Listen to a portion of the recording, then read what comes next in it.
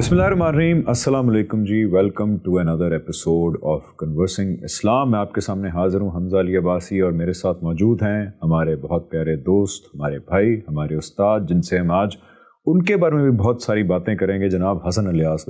حسن بھائی، thank you so مچ، آپ نے ہمیں جوائن کیا. ہمیشہ بہت شکریہ. اگر آپ کی اجازت تو میں ساتھ ساتھ دکھاتا رہوں. جی آج کھائیں جی. آج ذرا انفارمل سی باتیں ہی ہوں گی، کوئی خاص علمی باتیں نہیں ہیں انفارچونیٹلی ہمارے پاس کرنے کے لیے. آج ہم بات یہ کریں گے کہ آخر حسن بھائی آئے کہاں سے، ان کو غامدی صاحب ملے کہاں سے، ان کا سفر کیا تھا، اس کو ذرا ڈسکس کریں گے آج ہم. حسن بھائی، مجھے پتہ چلا، شروع سے ہی پتہ تھا خیر کہ آپ کا، لوگوں کو نہیں پتہ لیکن شاید زیادہ کو، کہ آپ کا بہت شدید کنونشنل مذہبی مدرسے کا بیک گراؤنڈ ہے. تو وہاں سے آپ غامدی صاحب کی طرف کیسے آئے؟ اس سفر کو ذرا ہلکا سا ہمارے ساتھ شیئر کیجیے گا. دیکھیے، مختصراً میں بتا دیتا ہوں آپ کو کہ ہمارا جو خاندان ہے وہ علماء کا خاندان ہے، اور علماء بھی وہ ہیں کہ جنہوں نے علم میں اور برصغیر کے اندر جو دیوبندی روایت ہے اس میں بہت نمایاں مقام حاصل کیا. یہ میں اس لیے نہیں بتا رہا کہ میں یہ بتاؤں کہ میں کتنے بڑے خاندان سے ہوں، یا مثال کے طور پہ میرا پس منظر بڑا مضبوط ہے. یہ ان لوگوں کی مجھ پر ایک طرح کا حق ہے کہ میں ان کی احسانات اور ان کی جو علمی قدر و منزلت ہے اس کو دنیا کے سامنے لاتا رہوں. اس سب کے باوصف کہ مجھے انہوں نے جو منہج اختیار کیا، جو طریقہ اختیار کیا، اس سے کافی حد تک اختلاف ہے. بلکہ ہم تو ایک طرح سے اس روایت سے ہی باغی ہو گئے، اس کو چھوڑ چھاڑ کے ایک دوسری دنیا میں چلے گئے. تو ہمارے جو نانا تھے ان کا نام تھا مولانا محمد تحسین صاحب. وہ داماد تھے مولانا یوسف بنوری صاحب کے. مولانا یوسف بنوری علیہ رحمہ یہ مولانا انور شاہ کاشمیری کے شاگرد ہیں. انہوں نے کراچی کے اندر ایک مدرسہ بھی قائم کیا، جامع علوم الاسلامیہ بنوری ٹاؤن کے نام سے، بڑا مشہور مدرسہ. ہمارے وہاں پر پھپھا اس کے محتمم رہے کئی دہائیوں تک. ڈاکٹر عبدالرزاق اسکندر ان کا نام تھا. اس وقت بھی جتنے اعزہ ہیں، اقربا ہیں، رشتہ دار ہیں، وہ سب کے سب وہیں پہ خدمات انجام دے رہے ہیں. اس طرح ہمارے جو دادا تھے وہ بھی دارالعلوم دیوبند کے فاضل تھے. ان کے والد صاحب بھی مولانا سہارنپوری کے رفقا میں سے تھے، اور انہوں نے بھی دیوبندی روایت میں بڑا مقام مرتبہ پیدا کیا. سب بڑے گندھے ہوئے، جو ہمارے ہاں ایک روایت ہے، ٹریڈیشن ہے، حنفی ٹریڈیشن کہیے، اس کے اندر تصوف کی آمیزش ہوئی. اور دیوبند کی صورت میں دیوبند ایک بہت بڑی تحریک ہے، اور اس نے برصغیر کے اندر جو ہماری ماضی کی روایت تھی اس کا احیاء کیا، اس کو محفوظ کیا، اور ایک مدارس کی بہت بڑی چین قائم کی. تو اس خاندان سے تعلق ہے، ہم بھی اسی خاندان میں پیدا ہوئے. لیکن میرے والد صاحب پروگریسو تھے، انہوں نے جدید تعلیم بھی حاصل کی. تو ہم بچوں کو یہ آزادی دی، اختیار دیا کہ آپ لوگ جو چاہو، کیسا چاہو، بننا چاہتے ہو بنو. تو میں جو ہوں بچپن میں وہ بہت متاثر ہوا مولانا طارق جمیل صاحب سے. اچھا. ہاں، مجھے یاد ہے کہ میرے والد صاحب مذہبی آدمی تھے، اور اللہ ان کو غریق رحمت کرے. وہ ہر جو ہمارے ہاں ٹیسٹ ہوتا ہے مذہبی روایت کا، اس میں جاتے تھے. تو وہ ہمیں کبھی خانقاہوں میں بھی لے جاتے تھے، کبھی بزرگوں کی مجالس میں بھی لے جاتے تھے، بیانات. تو وہ ہر سال بڑے اہتمام سے جاتے تھے تبلیغی اجتماع میں. اچھا. لاہور رائیونڈ میں. تو وہ ہم بچوں کو بھی لے کے جاتے تھے اپنے ساتھ. تو میں ان کے ساتھ کئی سال تک رائیونڈ مرکز میں گیا. پھر کراچی میں جب اجتماعات ہوتے تھے وہاں جاتا تھا. تو میں چھوٹا تھا، میں خیال ہے غالباً 5th کلاس میں ہوں گا یا 6th کلاس میں ہوں گا، 12-13 سال میری عمر ہوگی، کہ اس موقع پر میں کراچی میں اجتماع میں گیا. تو وہاں پر مولانا طارق جمیل صاحب کو پہلی دفعہ سنا. اچھا. کیا ایج کیا تھی آپ کی اس وقت؟ میں خیال ہے 12-13 سال اس وقت عمر ہوگی میری. مجھے مولانا نے اتنا متاثر کیا، ان کی جو ایک درد تھا ان کی آواز میں، اور ایک سوچ تھا امت کو خدا کی طرف واپس بلانے کے لیے، اتنا متاثر کیا کہ میں نے آنے کے بعد چند ہی دنوں میں یہ فیصلہ کیا اپنے والد صاحب سے بات کر کے جی کہ میں اسکول نہیں پڑھوں گا آگے، اور میں مدرسے میں جاؤں گا، اور میں تبلیغی جماعت کے طریقے پہ دین کی دعوت اور اس کے فروغ کا کام کروں گا. تو انہوں نے مجھے بہت سمجھایا. انہوں نے کہا دیکھو یہ بنیادی تعلیم بڑی ضروری ہوتی ہے، اس کو تم حاصل کرو، پھر انشاءاللہ اس کے بعد تمہیں اللہ تعالیٰ توفیق دے گا تو ہم تمہیں مدرسے میں ڈال دیں گے جیسے تم چاہو گے. اور تمہارے نانا دادا اتنے بڑے بڑے اسکالرز ہیں، اگر اسی طرف تم جانا چاہتے ہو تو ضرور تمہیں بھیجیں گے. تو مجھے یاد ہے میں نے اس وقت مولانا کے ساتھ اتنی محبت، اتنی الفت، اتنا تعلق ہو گیا تھا کہ ان کی جتنے بیانات تھے ان سب کی کیسٹس میرے پاس ہوتی تھی. اچھا. اور یہ بات میں صرف محض بیان واقعہ کے طور پہ بتا رہا ہوں کہ پورے ان کے بیانات مجھے حفظ ہوتے تھے. اچھا. یاد ہوتے تھے، اور میں اسی طرح سے وہ پڑھتا تھا. پھر اس زمانے میں ان کا سٹائل بھی بڑا مشہور تھا. پھر کچھ تھوڑا سی مناسبت ہو گئی تو بہت زیادہ یعنی تبلیغی اجتماعات میں جانا، جماعتوں کے ساتھ نکلنا، اس طرح سے سحروزے لگانا، شب جمعہ میں جانا، کراچی میں مدنی مسجد تھی، وہ مرکز تھا. تو اس میں میرے 3-4 سال گزرے یہاں تک کہ میں میٹرک میں پہنچا ہوں. اور اس میں کافی سخت گیر قسم کی مذہبیت کا بھی ایک دور گزرا، جس وقت میں مثلا پگڑی پہنتا تھا، پائنچے میرے اسکول کے میں نے تصویر دیکھی ہوئی ہے. اسکول کے یونیفارم میں بھی پینٹ میری جو ہے وہ یہاں پنڈلیوں تک ہوتی تھی. اور اس سے تک مدرسے میں جا چکے تھے؟ نہیں، سب میں نہیں گیا تھا، میٹرک تک مدرسے میں نہیں گیا. لیکن میں بڑی مشکل سے میں نے وہ اسکول کے وہ 4 سال گزارے اور بہت تنگ کیا اس پہ، اپنے والدین کو بھی، اپنے بہن بھائیوں کو بھی. گھر پہ ٹی وی ظاہری بات ہے تھا لیکن وہ چلنے نہیں دینا، موسیوں کے تصور دین تو وہی تھا جو کہ سب کا ہوتا ہے. تو بچپنا بھی تھا، شدت بہت تھی، بہت زیادہ شدت تھی. اچھا، پھر اس دوران کیا ہوا کہ میں نے جو سپاہ صحابہ کا لٹریچر ہے وہ کہیں سے میرے ہاتھ لگ گیا. اچھا. تو اس میں حق نواز جنگوی کی چیزیں تھیں، ان کی کیسٹس تھیں، اعظم طارق صاحب کی تقریریں تھیں، ان کی کچھ کتابیں تھیں. اس سے کچھ تھوڑا جہادی لٹریچر کی طرف بھی رغبت ہوئی.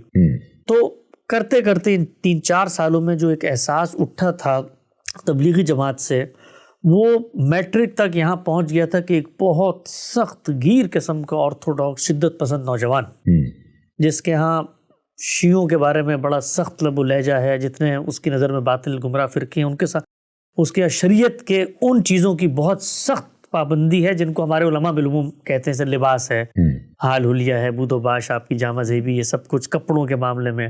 مجھے یاد ہے کہ کبھی کبھی ذہن میں تقریب بھی پیدا ہوتی تھی کہ کیونکہ جب بھی آپ مذہبی ہوتے ہیں نا تو آپ ہمیشہ اپنے گرد و پیش کے ماحول کو مذہبی کرنا چاہتے ہیں. بھائیوں کے ساتھ، گھر کے اندر تو بہت مسائل میں نے پیدا کرنے شروع کیے. انفارچونیٹلی یہ ہوتا ہے. یہاں تک ہوا کہ محلے میں گھر گھر جا رہے ہیں جی، تبلیغ کر رہے ہیں، ہم نماز کو نہیں جا رہے. یعنی ایک بالکل جس کو آپ کہتے ہیں نا کہ غیر فطری قسم کی مذہبیت آ گئی.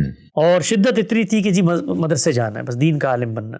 تو اس وقت پھر مجھے یاد ہے کہ ہمارے پھپھا ڈاکٹر عبدالرزاق اسکندر صاحب وہ اچانک بیمار ہو گئے، بہت شدید بیمار ہوئے. بہت بڑے عالم تھے وہ.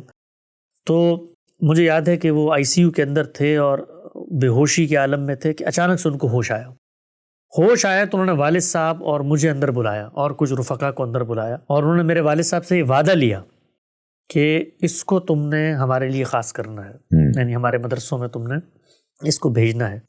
تو اس پہ پھر والد صاحب آمادہ ہو گئے. تو پھر اس کے بعد میں نے انٹریٹ کیا اسلام آباد سے ICS کمپیوٹر سائنسز میں. ان کی خواہش تھی کہ جدید دنیا کو جانوں، اور پھر میں مدرسے کے اندر جو ہے وہ انرول ہو گیا. تو آپ نے پوچھا غامدی صاحب سے کیسے تعارف ہوا، جو اس طرح کے بیک گراؤنڈ کا آدمی تھا. کیونکہ یہ پیراڈاکسیکل ہے کہ اتنے شدت بھرے بیک گراؤنڈ سے آخر وہ سفر کیسے طے ہوا جہاں پہ آپ یہ نہیں کہ غامدی صاحب سے ملے صرف اور ان سے ان کی ٹیچنگ سے اگری کرنا شروع ہے، بلکہ آپ سب کچھ چھوڑ چھاڑ کے ان کے پاس چلے گئے. تو یہ from one extreme to this extreme کا سفر یہ کیسے ہوا؟ تو پھر جب میں مدرسے میں چلا گیا تو مدرسے میں جانے کے بعد چونکہ دنیا کا علم ہو چکا تھا، والد صاحب نے یہ پوری شعوری کوشش کی ہے کسی طریقے سے ان کو دنیا کا علم دیا. مدرسہ کون سا تھا؟ کراچی. جو پہلا مدرسہ تھا وہ جامعۃ الرشید تھا. جامعۃ الرشید کراچی. اچھا. جامعۃ الرشید وہی ہے جہاں پر ہمارے یہ ممدوح مختوم مفتی طارق مسعود صاحب بھی پڑھاتے تھے. بلکہ جس وقت ہم وہاں پڑھتے تھے تو انہوں نے مجھے کبھی نہیں پڑھایا. میری بدقسمتی ہے اور ان کی خوش قسمتی ہے کہ وہ کبھی ہمارے براہ راست استاد نہیں رہے. لیکن بہت سارے ہمارے اساتذہ تھے. مفتی عدنان کا خیل، ان سے بہت تعلق بھی تھا. انہوں نے ابتدائی درجات میں پڑھایا. مفتی احمد عفنان صاحب اور مولانا مفتی عبدالکریم صاحب بڑے اچھے علماء تھے اور بڑا اچھا ماحول تھا مدرسے کا. جامعۃ الرشید ایک بڑا شاندار مدرسہ ہے. کبھی آپ کو جانے کا اتفاق ہو تو آپ پر بڑے حیرت کے عقدے واہ ہوں گے کہ کیا مدرسہ بھی اتنا اچھا ہو سکتا ہے، اتنا صاف ستھرا، اتنا بڑا، اتنے اس کے اچھے انتظام اور انصرام اور اتنا اچھا تعلیمی ماحول اور آزادی کہ آپ اپنے ٹیلنٹ کو آگے لے کر آئیں. تو جب میں وہاں چلا گیا تو وہاں جانے کے بعد مجھے وہاں کے جو بزرگ تھے مفتی عبدالرحیم صاحب وغیرہ، ان کا قرب حاصل رہا. تو کچھ ہی دنوں بعد مدرسے میں جو نصاب تھا اس کو پڑھتے ہوئے احساس ہوتا تھا کہ جو کچھ ہم بیان کر رہے ہیں، جو خارج کی دنیا ہے باہر کی، اس سے بہت مختلف ہے. مثال میں آپ کو دیتا ہوں، مثلا ہم کتاب پڑھتے تھے، قدوری کتاب پڑھتے تھے، فقہ کی کتاب ہے، ہدایہ پڑھتے تھے. اب اس کے اندر جو مسائل زیر بحث ہیں، غلام لونڈیوں کے مسائل ہیں.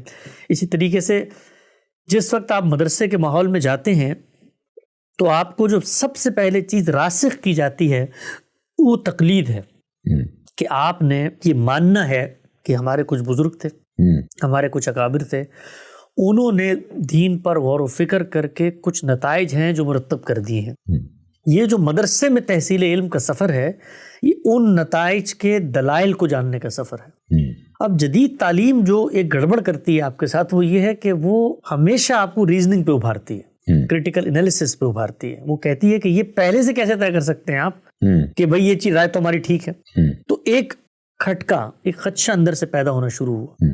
پھر چیزیں پڑھتے تھے, اس کے بعد پاکستان کے اندر بڑی سخت ماحول پیدا ہو گیا طالبان کے باب میں. آپ کو یاد ہوگا 2005 6 7 میں شروع ہوا پاکستان میں دھماکے, اور وہ ہر وقت دھماکے. اس سے پھر موقع ملا اس مذہبی استدلال کا جو پینیکل ہے اس کو پڑھنے کا, کیونکہ ہم بہت زیادہ متعلق رہتے تھے ان بحثوں سے. وہاں لوگ آ رہے ہیں جا رہے ہیں, ان شدت پسند بیانیوں, وہ جو قیادت تھی انہیں مدرسوں سے پڑھ کے نکلی ہوئی تھی, تو ان کے بیانیوں کو پڑھتے تھے. اور وہ یہ کہتے تھے کہ یہ وہی بیانیہ تو ہے کہ جس کو ہمیں مدرسوں میں پڑھایا گیا, ہم تو اسی پر عمل درآمد کر رہے ہیں. ہاں جی, کیونکہ ان پرنسپل جو فار ایگزامپل اس طرح کی تحریکیں اور تنظیمیں جو بلیو کرتی ہیں, وہ ایگزیکٹلی ان پرنسپل وہی چیزیں ہیں جو ہمارے ہاں مدرسوں کے اندر یا ہمارے جو مکتبہ فکر دیوبند ہیں خاص طور پہ, ان پرنسپل تو وہ ایگزیکٹلی سیم چیز, ساری چیزیں سیم تھیں. اس سے کچھ سوالات پیدا ہوئے کہ یار اگر فکر یہ ہے, نتیجہ یہ ہے, فکر کے بارے میں اطمینان نہیں ہو رہا, فکر جس ماحول میں آپ کو علم سکھا رہی ہے اس پہ کچھ اضطرابات پیدا ہو گئے ہیں, تو اس سب میں بہت کچھ تھا جو اندر موجود تھا لیکن اس کا اظہار نہیں ہو سکتا تھا. تو اسی سب میں ہم نے لکھنے کا مجھے شوق تھا, میں نے لکھنا شروع کیا. بلکہ میں کل ہی آپ کو کچھ دکھا رہا تھا, ہم نے پرانے آرٹیکلز, لوگ ان کو پڑھیں گے تو حیران ہو جائیں گے کہ انسان کا سفر کیا ہوتا ہے. تو اس زمانے میں شدت پسندی کے ان بیانیوں کی حمایت سے ہم نے لکھنا شروع کیا, لوگوں کو بتانا شروع کیا کہ اسی طرح انقلاب آئے گا, تبدیلی آئے گی. پھر کچھ ہی عرصے بعد خود اس کا جو آسیب ہے وہ ٹوٹتا ہوا نظر آیا, وہ سراب ختم ہوتے ہوئے نظر آیا. تو ایک کشمکش کا دور ہے 3-4 سال کا, جس میں روایت سے جڑے بھی ہیں, اس کی توجیحات بھی کر رہے ہیں, نئی دنیا سے اس کی تطبیقات بھی پیدا کر رہے ہیں, سوال بھی پیدا ہو رہے ہیں, سوالات کہ یار یہ انبار لگنا شروع ہو گیا ہے, کہ یار یہ نہ اصول سمجھ میں آتے ہیں, نہ اطلاق سمجھ میں آتا ہے, کنٹرڈکشن پیدا ہونی شروع ہو گئی. تو اس دوران جو ہے ٹی وی پہ مجھے یاد ہے ایک زمانے میں ہم نے غامدی صاحب کو کسی پروگرام میں دیکھا, یہ 2000 میرے خیال ہے 4-5 کی بات ہوگی, نئے وہ جیو پہ آنا, آپ کہہ دو الف پروگرام تھا, الف پروگرام میں وہ آتے تھے. سننا شروع کیا تو علماء دیکھتے ہیں اپنے ماحول میں جو باصلاحیت بچے ہوتے ہیں کہ ان کو کیسے وہ اپنے مشن میں یوٹیلائز کر سکتے ہیں. تو کچھ بڑے علماء کی نظر التفات مجھ پر پڑی, اور انہوں نے کہا کہ تم لکھ بھی اچھا لیتے ہو, تم بولتے بھی اچھا ہو, تو کیوں نہ یہ جو نئے دور کے فتن ہیں, نئے دور کی یہ باطل سرگرمیاں ہو رہی ہیں, ان کا تم تعاقب کرو. تو اضطراب تو اندر موجود تھا, لیکن حق کی حمایت بھی تھی کہ بھئی اپنے علماء اپنی تہذیب کے ساتھ کھڑے ہیں. تو اس سب میں نے غامدی صاحب کو پڑھنا شروع کیا, اور ابتدا میں پڑھنے کا ایک واحد مقصد تھا کہ یہ جو کچھ نظریاتی بیان کر رہے ہیں باہر کیفیت تو غلط ہے, اس لیے کہ ہمارے علماء کے نظریات سے مختلف ہیں, اگرچہ اپنے علماء کے نظریات بھی پوری طرح سمجھ میں نہیں آتے لیکن غلط ہے, اٹیچمنٹ ہے. تو لکھنا شروع کیا, تو ضرب مومن اخبار تنقید کے لیے پڑھنا شروع کیا. اور ضرب مومن ایک اخبار ہے, اس کے اندر وہ آرٹیکل میں نے کچھ 4-5 سال اس میں ہفت روزہ وہ اخبار ہوتا تھا, اس میں لکھتا تھا. تو اس میں وہ آرٹیکل چھپے بھی. پھر کراچی میں جہاں کہیں موقع ملتا تھا تقاریر کرنے کا, لوگ بلاتے تھے اور اس کی پذیرائی بھی کرتے تھے. ایک بڑا چھوٹا سا بچہ ہے اور اس کے اندر بولنے کی صلاحیت ہے, اور وہ ایک یہ نیا فتنہ پیدا ہو رہا ہے, اس کے تعاقب میں باتیں کرنے سے شروع کر دی ہیں. تو اس دوران جو ہے وہ معلوم یہ ہوا جب میں نے دیکھا کہ غامدی صاحب کی کچھ کتابیں بھی ہیں, اور کچھ اور بزرگوں کا پہلے سے تعارف تھا, مثلا مولانا اصلاحی, مولانا فراہی, کچھ نہ کچھ یہ ہمارے روایت میں قابل قبول لوگ تھے, کسی حد تک جان پہچان لوگ جانتے تھے ان کو. تو ان کی کتاب جو ہے وہ کچھ کتاب کے اس وقت متفرق رسالے میسر تھے, وہ پڑھے. تو مجھے یاد ہے کہ جو پہلا جس کو آپ کہتے ہیں نا دراڑ پڑی, وہ تھی میزان کی آڈیوز. میزان کتاب انہوں نے پڑھانا شروع کی تھی 2003-4 میں. جیسے وہ لکھتے تھے ویسے ویسے وہ پڑھاتے رہے.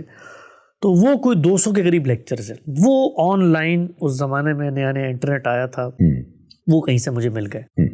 تو وہ لیکچر میں نے سننے شروع کیے کہ یار یہ بندہ کہتا کیا ہے, اس کی بنیاد کیا ہے. تو جس وقت وہ لیکچر شروع ہوئے نا, مجھے آج بھی یاد ہے کہ وہ لیکچر میں جو پہلا جملہ تھا ایک شخص کا, جس کے بارے میں دل میں بڑی بغض ہے, بڑی نفرت ہے, بڑی حقارت ہے کہ یہ کون اٹھ کے آ گیا ہے دین پہ بات کرنے کے لیے, اس کی مطلب اس کی کیا حیثیت ہے کہ ہماری اتنی بڑی روایت کے مقابلے میں جو ہے نا وہ باتیں کرنی شروع کر دے, اور 3 طلاق کے بارے میں بات کر رہا ہے, طالبان کے بارے میں بات کر رہا ہے, ساری چیزیں.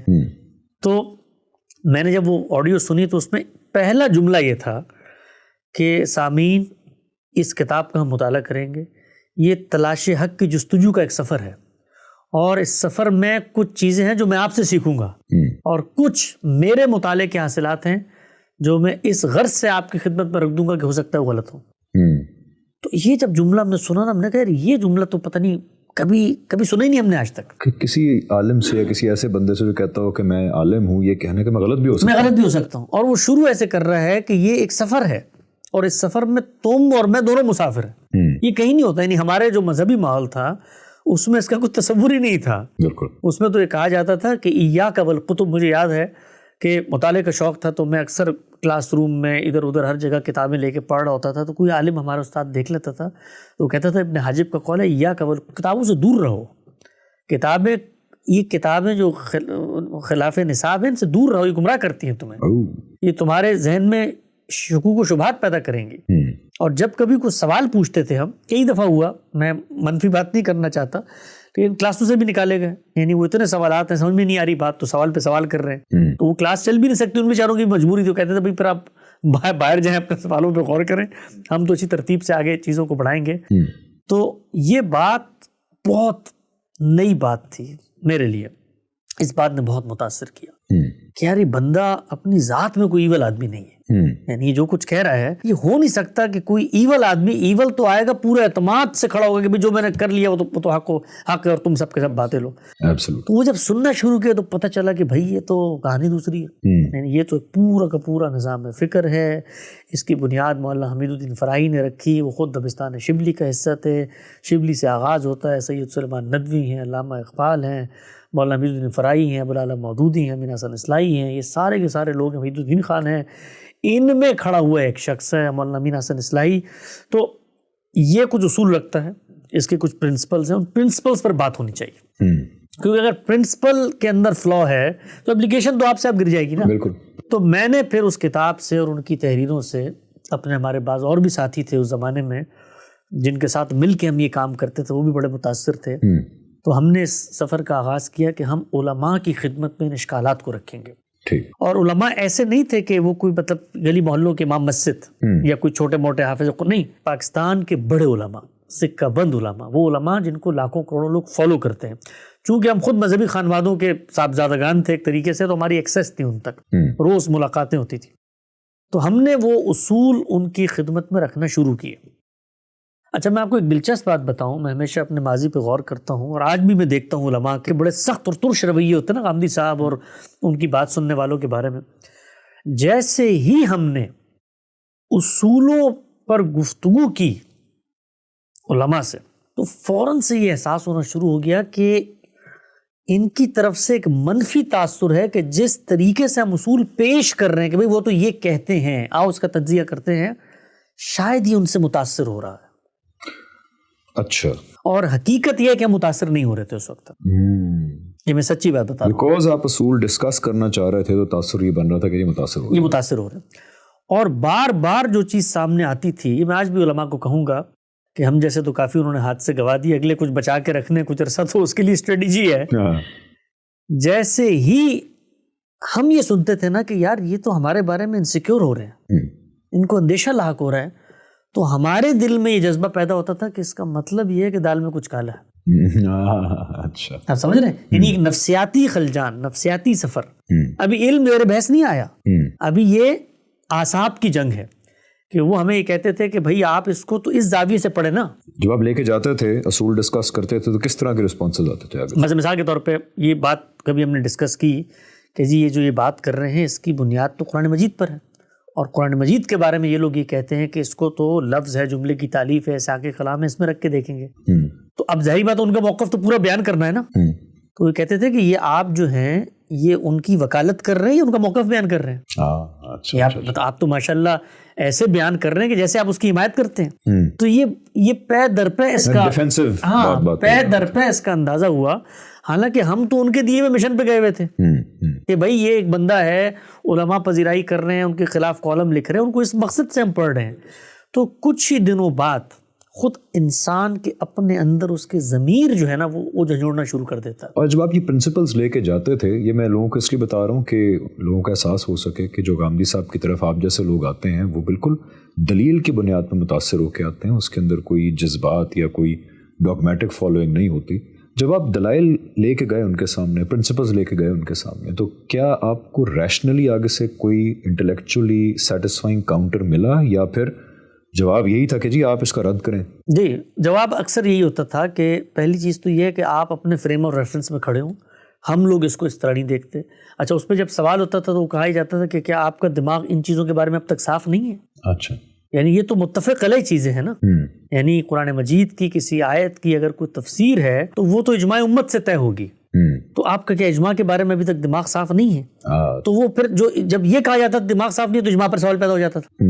اچھا، اجماع کی کوئی آیت لے کر جائیں جی اجماع کے بارے میں اگر ہماری دلیل یہ ہے کہ قرآن مجید کی سورہ نساء میں، تو اس آیت کا تو پس منظر یہ ہے. اس کے جواب میں کہا جاتا تھا یہ تو بہت بڑے فقیر ہیں، کئی دن قرآن مجید کے مطالعے کے بعد دریافت کی، تو آپ کا کیا ان پر اعتماد نہیں ہے؟ انڈیویجولز بالکل ایسے ہی ہے، بالکل ایسے ہی. میں اس لیے کہہ رہا ہوں کہ اکثر یہی سننا پڑتا ہے آگے سے کہ جی اس کانسیپٹ میں یہ غلطی نظر آ رہی ہے، تو آگے سے دھونس یہی جمائی جاتی ہے کہ جی فلانی شخصیت غلط ہو سکتی ہے بھلا جنہوں نے کانسیپٹ لیا. بالکل ایسے. پھر یہ سفر چلتا رہا، کئی سالوں پر محیط ہے.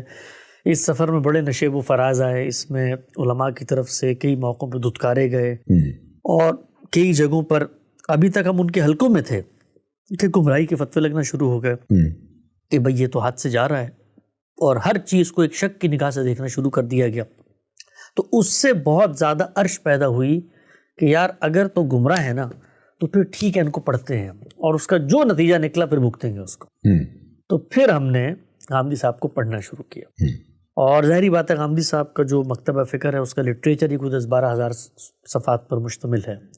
اس میں مولانا امین حسن اصلاحی کی تدبر قرآن ہے، خود غامدی صاحب کی تفسیر ہے، ان کی اپنی کتابیں ہیں، میزان ہے، مقامات ہے، برہان ہے، پھر ان کی اور بہت ساری آرٹیکلز لکھے ہوئے ہیں مختلف مواقعوں پہ، پھر ان کے جو ارد گرد شاگرد تھے، تلامذہ تھے، ان کی چیزیں ہیں، پھر مولانا فرائی کی. تو ایک صرف اس ڈسکورس کو پڑھنے کے لیے آپ کو 2-3 سال چاہیے ہوتے ہیں. تو اس وقت تک غامدی صاحب ہم سے واقف ہی نہیں تھے، نہ ہمیں جانتے تھے. ہم تو مدرسوں میں بیٹھے ہوئے پڑھ رہے ہیں، اور علماء سے ملاقات نہیں ہوئی، کچھ نہیں، کوئی بات چیت نہیں، کچھ بھی نہیں. یعنی وہ کوئی مطلب کوئی تعلق بھی نہیں، اور بالکل 2 الگ الگ دنیایں ہیں جن میں ہم لوگ بیٹھے ہوئے تھے. تو پھر ایک موقع ایسا آیا، اور یہ میں آپ کو جب بھی کہہ رہا ہوں کہ ایک موقع ایسا آیا تو اس کے پیچھے سینکڑوں حوادث ہیں، سینکڑوں ایونٹس ہیں، سینکڑوں مجالس ہیں جن میں علماء کی خدمت میں حاضر ہو رہے ہیں، دلائل پیش کر رہے ہیں، وہ آگے سے بات کر رہے ہیں، کبھی بات ٹھیک لگ رہی ہے، کبھی سمجھ میں نہیں آ رہی، پھر پڑھنے کی طرف جا رہے ہیں. تو الغرض کوئی 5-6 سال کا عرصہ ہے جو مدارس میں تعلیم کے دوران ہی غامدی صاحب کی افکار، ان کے نظریات پر مطالعے میں گزرا. پھر ایک موقع ایسا آیا کہ جس موقع پر ایسا ماحول بنا دیا گیا ہمارے لیے کہ ہم ان شہروں میں رہنے ہی کے قابل نہیں رہے. یعنی ہمارے لیے زندگی خطرات میں چلی گئی. ایسا بھی ہوا شہر چھوڑ کے ادھر سے ادھر جانا پڑا، کیونکہ ہوتا یہ تھا کہ لوگ اپنوں کا زیادہ خیال کرتے ہیں. یعنی ہمارا اتنا محبوب تھا تو کہ یہ گمراہ نہ ہو جائے، تو اس خیال میں وہ ایک تصور رکھتے ہیں کہ اگر کوئی بیمار ہو جائے تو اس کو زبردستی بھی دوا پلانی پڑے تو یہ اس کا فائدہ ہوتا ہے. تو کئی کام زبردستی کے بھی ہوئے ہمارے ساتھ. میں اس کی تفصیلات پہ نہیں جانا چاہتا. میرے خیال ہے مجھے پتہ ہے کہ آپ کو ذرا کھولے گا، لیکن آپ کو ذرا مطلب شدت فورس کا نشانہ بھی بنایا گیا. کافی چیزیں ہوئی اللہ تعالیٰ کے وہ اس ڈائریکشن میں غامدی صاحب کی طرف جانے سے روکنے کے لیے فورس کا استعمال بھی کیا گیا. ڈیٹیلز میں ہی جانا چاہیے. ہاں، تو وہ اللہ تعالیٰ انشاءاللہ اس کا اجر دیں گے اگر کبھی زندگی میں اخلاص کے ساتھ کوئی کام کیا ہے. تو پھر اس کے بعد ہم نے یہ طے کیا کہ ہم اس ماحول میں نہیں رہ سکتے. ہمیں یہ لگتا ہے، مجھے یاد ہے اس زمانے میں بہت اضطراب کا وقت تھا. آپ سوچیں نا کہ آپ کے 6 پوچھتے پیچھے سے علماء کی ہوں، آپ کا پورا خاندان علماء کا خاندان ہو، آپ کے ارد گرد سب علماء ہوں، اور آپ ایک ایسا نقطہ نظر ایک شخص کے بارے میں جس کے بارے میں سب متفق علیہ ہوں کہ وہ گمراہ ہے، اور آپ اس کی فکر کی تائید میں کھڑے ہونے کی پوزیشن میں اگر آ گئے ہیں تو اس کا مطلب آپ تو ایلین بن گئے. تو ایسا بھی ہوا. مجھے یاد ہے کہ وہی ہمارا خاندان، وہی ہمارے رشتہ دار، وہی ہمارے دوست والدہ کو فون کرتے تھے کہ بیٹا تمہارا گمراہ ہو گیا، اور وہ ہم سے پوچھتی تھی بیٹا تم نے کیا کر دیا کہ سب یہ کہہ رہے ہیں. کیونکہ آپ ان کے اپنے تھے تو ایک سینس آف بیٹریل بھی ہوگا کہ اس نے غداری کی ہے. ہاں، وہ بھی تھا، سارے احساسات تھے.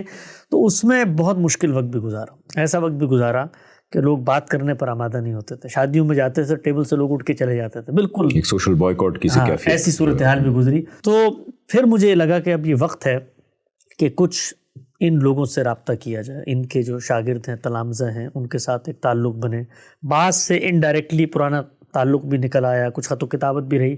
مجھے یاد ہے میں نے کراچی سے ایک سفر کیا کشمیر تک کا اپنی گاڑی پہ، یہ 2000 غالباً 7 یا 8 کی بات ہوگی، اور کوئی 20 کے قریب بڑے علماء سے میں ملا اپنے اس حتمی فیصلے کی طرف جانے سے پہلے.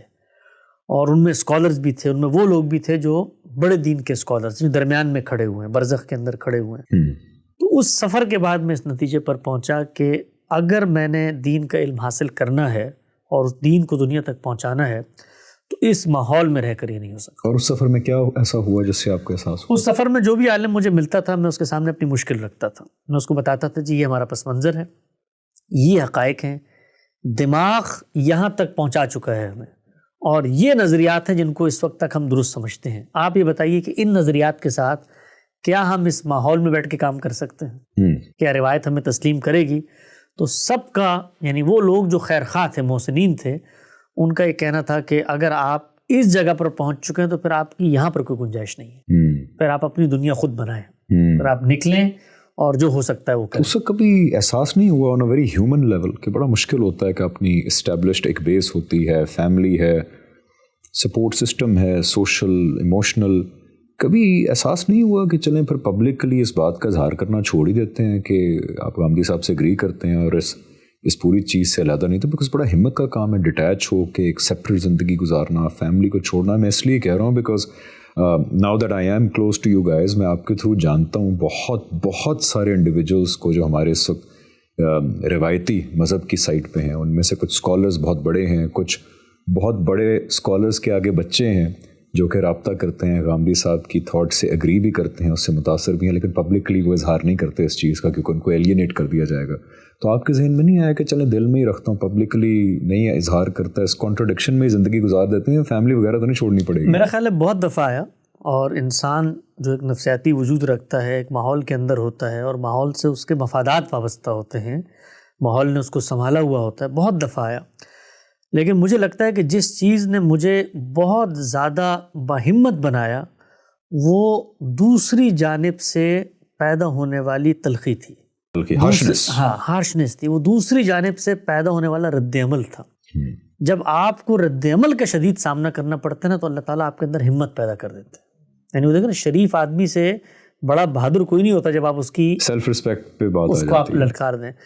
تو میں نے یہ محسوس کیا کہ جس وقت علماء کی طرف سے بہت سخت رد عمل کا سامنا کرنا پڑا تو پتہ نہیں اللہ تعالیٰ نے کہاں سے اتنی ہمت اور بہادری دے دی کہ اب جس چیز کو ٹھیک سمجھیں گے اس کو بیان کریں گے، چاہے ہمارا خاندان، ہمارے اعزہ، ہمارے رشتہ دار، ہماری تہذیب، ہماری روایت، یہاں تک کہ ملک اور شہروں میں رہنا ممکن نہ ہو، تب بھی جس کو ٹھیک سمجھیں گے بیان کریں گے. تو اس نے ایک غیر معمولی اعتماد دیا.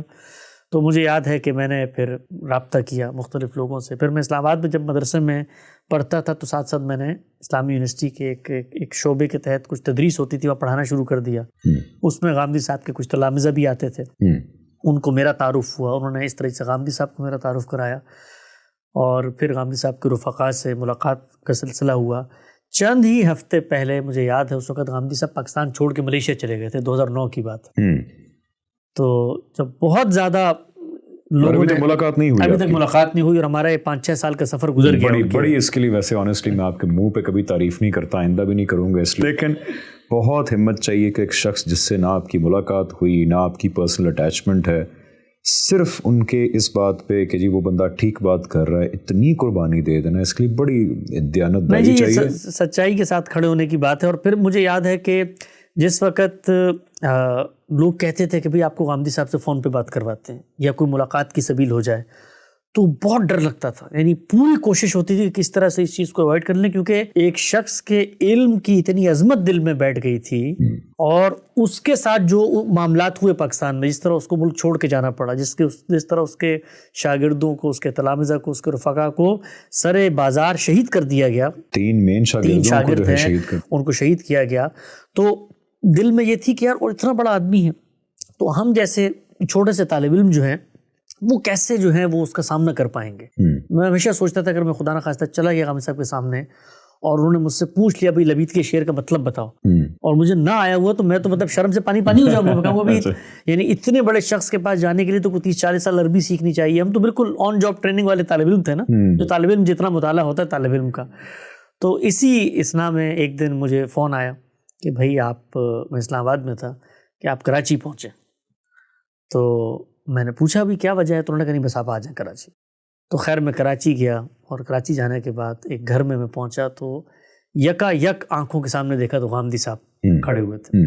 تو آج بھی میں اس کیفیت کو یاد کرتا ہوں تو حیرانی ہوتی ہے کہ کیا معاملہ ہوا. اور غامدی صاحب سے ہم گلے لگے, اور آئی ایم شیور کہ ابھی بھی آپ کے لیے بڑی ایموشنل مومنٹ ہے, بٹ یہ آڈینس کے لیے شور بڑی فیسنیٹنگ بات ہوگی کہ معاملات کہاں سے جو ہے وہ شروع ہوئے تھے اور آج کہاں تک پہنچے ہوئے ہیں. یہ بھی اللہ کی بڑی قدرت ہے جی. سو یہ پہلی آپ کا آمنا سامنا کراچی ہوگا, پہلی ملاقات تھی, اور اس میں میرا خیال ہے کوئی 10-15 منٹ وہ بھی گلے لگ کے جو ہے نا وہ روتی ہے, کیونکہ ان کو ہمارے بارے میں علم ہو گیا تھا یار. یہ کوئی اچھا ان کو پتا تھا, ان کو پتا چل گیا تھا کس طرح کی پرسیکیوشن کا سامنا ان کو پتا چل گیا تھا بھائی کوئی طالب علم ہے, نوجوان ہے اور مذہبی خاندان کا ہے. تو پھر ان سے وہ ملاقات ہوئی, پہلی ملاقات تھی, اور اس ملاقات کے بعد ہی بس دل اور دماغ نے یہ طے کر لیا کہ بھائی یہ ٹھیک ہے کہ اس شخص کے علم پر بھی ہم تنقید بھی کریں گے, اس کو انسان بھی سب کچھ ہے, لیکن اس بندے کے زیر سایہ اب علم حاصل کرنا ہے. کچھ بھی ہو جائے تو میں نے اس کے ساتھ رہنا ہے. تو کراچی میں وہ ملاقات جب ختم ہوئی تو غامدی صاحب نے نکلتے ہوئے مجھے ایک جملہ کہا. انہوں نے کہا انشاءاللہ جس خدا نے یہاں تک پہنچا دیا ہے وہ آگے کا بھی بندوبست کرے گا. ماشاءاللہ. تو چند ہی دنوں بعد مجھے ان کا فون آیا, اور انہوں نے کہا کہ بھئی آپ کوشش کریں کہ کوئی بین الاقوامی یونیورسٹی میں آپ کا داخلہ ہو جائے. پاکستان میں حالات ایسے ہیں, سیکیورٹی کے معاملات ایسے ہیں, رہنا مشکل ہے. تو بس میں نے اللہ پہ پھر بھروسہ کیا, اور مجھے آج بھی یاد ہے اس پورے سفر میں کسی پہ ڈیپینڈنٹ نہیں ہوا. اس وجہ سے میں کبھی کسی کا مرہون منت نہیں تھا. میں کبھی یہ نہیں سوچتا تھا کوئی فیصلہ لینے سے پہلے کہ یار مجھ پہ تو فلاں آدمی کے اتنے احسانات ہیں, اس کے اذن سے میں یہ فیصلہ لوں گا. یہاں تک کہ میں نے اپنے والدین سے بھی اپنے آپ کو انڈیپینڈنٹ کر لیا. تو میں کچھ اسلام آباد میں پڑھاتا بھی تھا, کسی اسکول میں پڑھاتا تھا, کوئی اخبار میں کالم لکھتا تھا, اس سے کوئی تھوڑی بہت آمدن ہو جاتی تھی. تو اپنے ہی بل پر میں نے یک طرفہ ٹکٹ لیا, اور یہ 2010 کے اینڈ یا 11 کی بات ہوگی, اور ملیشیا چلا گیا ایک بیگ اٹھا کے. کچھ نہیں پتا کیا کرنا ہے, کچھ نہیں پتا کہاں رہنا ہے, اور وہاں جا کر ایک کمرہ لیا اور غامدی صاحب سے ملاقات کی. وہ شہر سے دور ایک دیہات میں رہتے تھے. تو ان سے میں نے کہا اللہ تعالیٰ نے ایک مجھے ہمت دی ہے, چیزوں میں حوصلہ مندی ہے, جرت ہے, میں فیصلہ کرنے کی صلاحیت رکھتا ہوں. تو پھر میں نے ڈھونڈا وہاں پر ایک بہت بڑی یونیورسٹی مجھے ملی, مدینہ یونیورسٹی. وہ مدینہ یونیورسٹی ہی کی ایک نئی برانچ وہاں کھلی تھی, وہاں بڑے بڑے عرب اساتذہ آئے ہوئے تھے. تو بس میں وہاں پر بستہ میں نے پکڑا, وہ میں یونیورسٹی میں داخل ہوا. تو ان سے میں نے کہا کہ جی میں پڑھنا چاہتا ہوں. تو انہوں نے کہا کہ آپ کو کوئی امتحان دینا پڑے گا. تو انہوں نے کہا ٹھیک ہے کب دیں گے؟ میں نے کہا ابھی دے دیتا ہوں. تو انہوں نے کہا جی ابھی دے دیتے ہیں, چلے دیجیے. وہ امتحان میں نے دیا, وہ امتحان میں بہت اچھے کامیابی ہوئی. تو انہوں نے اس میں کسی حد تک اسکالرشپ کا بھی بندوبست کیا اور ویزا بھی اس کے بعد پروسیس کیا. تو پھر میں ملیشیا میں رہ کر میں نے پڑھنا شروع کر دیا. اور یہ کس چیز میں تھا؟ عربی؟ یہ عربی ادب کے اندر آنرز تھا. عربی ادب کے اندر آنرز, کلاسیکل عربی ادب کے اندر جامعہ مدینہ العالمیہ یونیورسٹی ہے, وہاں سے میں نے پڑھنا شروع کیا. تو صبح جو ہے وہ یونیورسٹی میں ہوتے تھے, اور دن میں اور شام میں غامدی صاحب کے ساتھ ہوتے تھے. تو یہ سفر رہا تقریباً ملیشیا میں ہم 2019 تک رہے. سمجھیں کوئی 8-9 سال کا یہ سفر ہے کہ جس میں تقریباً سمجھیں آپ 24 گھنٹے غامدی صاحب کی صحبت ہوتی تھی, ان سے میل ملاقات ہوتی تھی, روز ان سے سیکھتے تھے, ان کی چیزوں کو پڑھتے تھے. تو یہ طالب علمی کا دور گزرا ہے. اسی دور میں میں نے وہاں سے اپنی ڈگری بھی مکمل کی, اور پھر 2016 میں غامدی صاحب نے مجھے اپنے حدیث پروجیکٹ میں مقرر کر دیا. اور جب میں ملیشیا گیا تو اس کے کچھ ہی عرصے بعد غامدی صاحب نے اپنا ایک پرسنل معتمد دیا, اس کو کہیے آپ لٹریری اسسٹنٹ کے طور پہ مجھے تعینات کر دیا. میں ان کے ساتھ ان کے جتنے معاملات ہیں, علمی فکری معاملات, ان کی زندگی کی مصروفیات, ان کی ذاتی چیزیں, اس کو دیکھنا شروع کیا. تو یہ اللہ تعالیٰ کی اذن تھا, اللہ تعالیٰ کا کرنا تھا. غامدی صاحب کی صاحبزادی پاکستان میں ہوتی تھی, جب میں ملیشیا گیا تو وہ وہاں نہیں ہوتی تھی, اور میں نے کبھی ان کو نہیں دیکھا, کبھی میری ملاقات نہیں ہوئی تھی. تو دونوں خاندانوں کے دل میں بات آئی, اور اس کے نتیجے میں اللہ تعالیٰ نے ان کے گھر کا بھی حصہ بنا دیا مجھے. تو پھر یہ 10-12 سال کا سفر ہے جو علم کا ان کے ساتھ گزرا, اور پھر جا کر جو ہے اللہ تعالیٰ نے موقع دیا کہ پھر ہم لوگ امریکہ شفٹ ہو گئے. اور یہاں پر پھر پچھلے 4-5 سال میں نے بھی کچھ تھوڑی سی ان کی فکر کو بنیادی طور پہ سمجھ لیا تھا. تو میرے اندر یہ خواہش اجاگر ہوئی کہ اب یہ میری زندگی کا مشن ہے کہ میں نے اس شخص کے علم کو رہتی دنیا تک محفوظ کر کے پہنچانا ہے۔ اسی پس منظر میں آپ نے دیکھا ہوگا یہ غامدی سینٹر کی سرگرمیاں شروع ہوئیں، 23 اعتراضات کی سیریز شروع ہوئی، ہمارے بے شمار اس وقت ہم کوئی 4000 گھنٹے سے زیادہ ریکارڈنگ کر چکے ہیں۔ جی، اور میں اس بات کا وٹنس ہوں کہ شروع میں مجھے موقع ملا تھا یہاں پہ آنے کا، جب غامدی سینٹر بالکل شروع ہوا تھا اس وقت، تو میں نے اپنی آنکھوں سے دیکھا کیسے خود آپ تاریں لگانے سے لے کے صفائی کرنے سے لے کے ہر چیز جو ہے وہ آپ خود کرتے تھے۔ تو بڑی اس وقت مجھے بڑا اچھا لگتا تھا دیکھ کے کہ آپ ان علماء میں سے نہیں ہیں جو انسسٹ کریں کہ جی نہیں میں تو عالم ہوں، صرف آپ نے صفائیاں بھی کی ہوئی ہیں، آپ نے تاریں بھی خود لگائی ہوئی ہیں۔ نہیں، اس سے بڑی قربانیاں ہیں جو غامدی صاحب نے اپنی زندگی میں دی ہیں، اور میں ہمیشہ یہ کہتا ہوں لوگوں کو کہ یہ ہماری امت کی بڑی بدقسمتی ہے، بڑے میں درد دل سے یہ بات کہہ رہا ہوں، اس لیے کہ میں ایک شخص کے ساتھ اس وقت میرا 14-15 سال کا ساتھ ہے، 24 گھنٹے کا، اور میں اس کی فکر سے پچھلے 15-18 سال سے اس کو پڑھ رہا ہوں، میں وابستہ ہوں، میں یہ جانتا ہوں کہ وہ کس درجے کا انسان ہے، اور صرف علم کے معاملات میں نہیں، یعنی اللہ تعالیٰ نے جو ان کو شخصیت دی ہے، جو سوچنے سمجھنے کے محاسن دی ہیں، اس سے یہ مسلمان امت، مسلمان ملت، ہماری قوم کتنا نفع اور کتنا فائدہ اٹھا سکتی تھی۔ خود ہمارے علماء، یعنی اس وقت آپ دیکھیے کہ جدید ذہن، الہات، مغربی تہذیب، وہ تو عام طور پہ کہتے ہیں نا ان کے ایجنٹ ہیں یہ، یعنی کوئی دوسرا شخص کھڑا نظر نہیں آتا کہ جو اس شائستگی، اس استدلال، اس اعتماد اور قرآن مجید اور رسول اللہ صلی اللہ علیہ وسلم کے اسوہ کو محور و مرکز بنا کے جواب دینے کی پوزیشن میں ہے۔ اور ایک آدمی کا اتنا بڑا کام ہے، اتنی گہری علمی دریافتیں ہیں، اس نے جو بڑے بڑے لا ینحل مسائل تھے اس امت کی علمی تاریخ میں، مثلا آپ دیکھیے کہ حدیث و سنت کا فرق کیا ہے، فقہ اور شریعت کا فرق کیا ہے، قرآن مجید کے احکامات کے آج کے دور میں کیا ریلیونس ہے، خود قرآن اللہ کی کتاب ہے، اس کو کیسے سمجھیں، اس کی کوئی معنویت افادیت سمجھ میں نہیں آتی، جیسے آپ صلی اللہ علیہ وسلم کے ارشادات کی قرآن مجید سے کیا تعلق پیدا ہوتا ہے۔ تو الغرض، اور ایک عام مسلمان جو اللہ کے دین پر عمل کرنا چاہتا ہے، اس کو دین سمجھ میں نہیں آ رہا، تو اس کو کیسے دین سمجھانا ہے، اس کی حقیقت کو سامنے رکھ کے، تو اتنا بڑا کام ہے جو کچھ انہوں نے کیا ہے۔